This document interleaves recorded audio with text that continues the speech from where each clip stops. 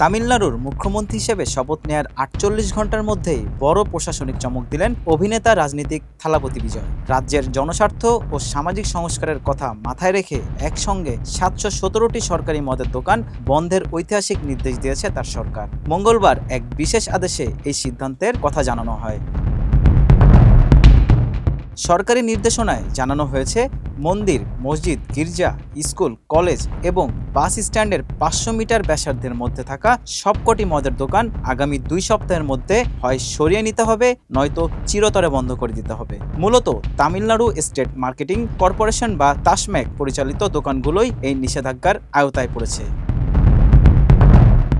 বর্তমানে রাজ্যে মোট ৪,৭৬৫টি সরকারি মদের দোকান রয়েছে, যার মধ্যে ২৭৬টি ধর্মীয় প্রতিষ্ঠানের কাছে এবং ১৮৬টি শিক্ষা প্রতিষ্ঠানের একদম গা ঘেঁষে অবস্থিত। এছাড়াও ২৫৫টি দোকান রয়েছে ব্যস্ততম বাস স্ট্যান্ড এলাকায়।